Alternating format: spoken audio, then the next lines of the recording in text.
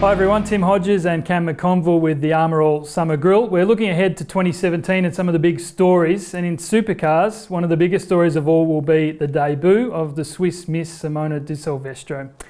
Cam, what sort of school of hard knocks can she expect next year in her full-time debut with Nissan? A lot of them. It's going to be a tough induction. I think what she did at Bathurst is great, and her lap times were solid. They certainly weren't top 10 pace, but they weren't disgraceful by any means. So it's just, I think for next year, everyone needs to, I suppose, back off, not expect too much of her.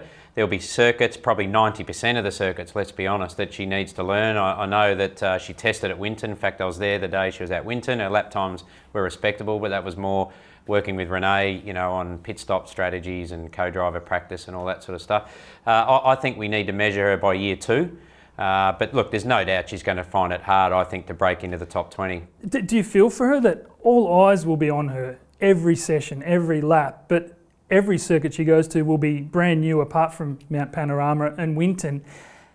There will be so many female and young girls who will jump on the bandwagon and try and support her, but it will be a struggle, won't it? Yeah, it will be, for sure. There's no sugarcoating it, it will be. But you mentioned the eyeballs will be on her, and that's why the SA government and Harvey Norman have invested heavily, along with V8 Supercars. I know James Warburton was critical in steering this whole thing together. I'm sure it's taken probably 18 months of hard work to get her on the grid and put a female driver on the grid. Great for the sport, but she's going to be measured by how she stacks up. And I think if we can all just give her a bit of learning and breathing space next year, because there are going to be all those eyeballs, she'll know that that's part of it. Look, she was a solid driver in IndyCar, short stint in Formula E, but that's all single-seater. None of that, or very little of that, will transition into driving a V8 fast. So what is the best she can hope for? Is it, do we have to lower expectations right back to, if she's 20th, it's a good result? Or if she's keeping up with Todd and Rick Kelly is a good result? What can we expect from her to be a very good result? Yeah, look, I think if she can be within half a second as the year goes on in qualifying trim of Todd and Rick, that's an amazing achievement. It might start out at 7/10 or 8/10, which, as we know, that splits the whole field. So realistically, I think if she can finish most or all of the races, keep her nose clean and get some top 20 results, and that'll be a massive pass mark for her first season in V8 Supercars. Thanks for your time. It will be one of the really cool stories of 2017 Supercar season, the progress of Simona di Silvestro. Here is her team boss, Todd Kelly. So Todd, the big news in this team for next season is obviously Simona di Silvestro coming on board. You got to see her in action at Bathurst with the wildcard program. What were your major impressions? What did you take away from that about how she works and how she drives the car? Well, the girls did an unbelievable job at Bathurst, Renee as well as Simona. I was really quite blown away with the pace that they had and the fact that they got through the whole weekend in the race and really didn't put a mark on the car, and to end up where they did was really impressive. And the whole aim for that weekend was to be conservative, and that's what we really pushed quite hard with the girls is, don't worry about your lap time, just get everything right, leave plenty of room at the critical places around that track and just be consistent. So there's a lot of potential there as far as the lap time goes that we didn't really ask of the girls. So it'd be really good to get Simona back in the car and get a little bit more familiar with it again and do more setup stuff and a little bit more driver stuff and get her to push a bit harder and see how far we can go. There's going to be a lot of attention on her, especially in the early part of the year, and there's not going to be a lot of miles for her either before Clipsal. What is a realistic expectation? What would the team like to see from her results-wise in the first year of the program? Yeah, well, initially, from my point, it's no pressure. We're on a new tyre. We're all going to be learning a lot when we get to Clipsal. Unfortunately, she's going to go to the first race of the year, which just so happens to be the hardest race that we do, on a new tyre with very little experience. So I think it'll be the same sort of approach as what we had at Bathurst, and the whole year is an approach of just building on it and getting her more miles and extracting more speed. But it's really a great thing for the team. Everyone's extremely excited about it, and we really can't wait to see what she can do in the car. Now, a big part of it, obviously, also is the machinery underneath her. This year, again, there's been spikes like Michael Caruso having that victory in Darwin, but there's also been some rounds where it's been a struggle.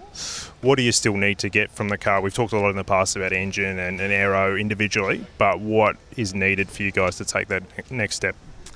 Well, what we've found from this year is there's only a very small bit left in the car, a little bit of everything really.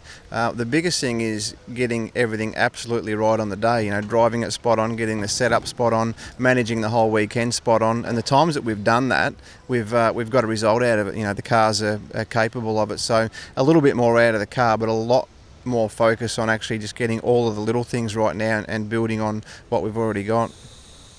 And a big storyline through the year was Nissan, will they, won't they, will they stay, will they go? You got that deal over the line for another 2 years. Was that a distraction through the year and was it a relief to actually finally get it done?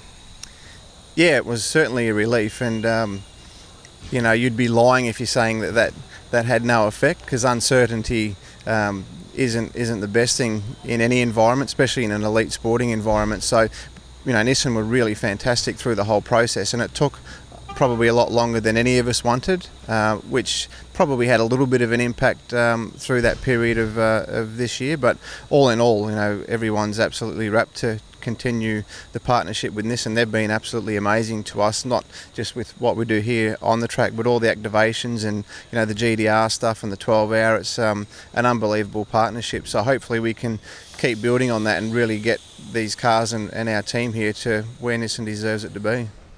And just lastly, we mentioned Michael's win in Darwin before, but there's been quite a bit of the season where he's really led the way within this team. I think Bathurst qualifying in particular, he was quite a cut above. Is he just doing the job better than you other blokes at the moment, or is that partly his relationship with the engineer and all of those that we don't see?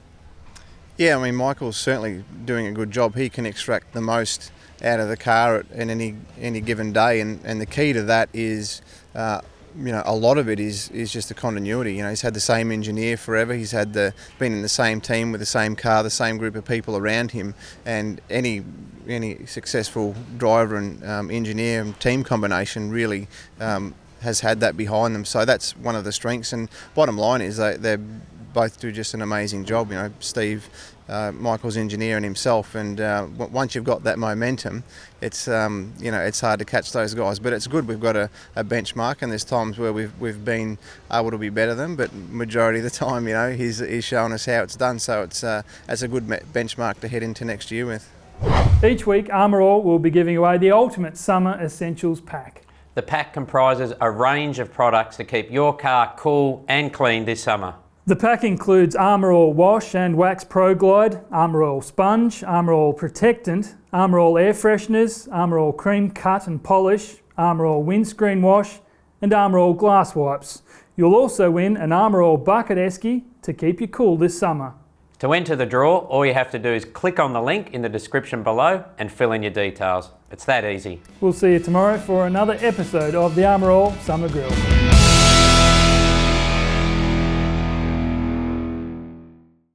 So you've done a great job of washing your car, and of course right on cue it rains the next day, leaving water spots all over it. Wash and Wax Pro Glide is the next generation of Armour All wash and wax products. The formula enhances water sheeting to reduce the amount of water left on your car's surface. Water beading during and after washing helps water to glide off your car's surface. Armour All Wash and Wax Pro Glide not only cleans and shines, but will protect your car from water spots and marks.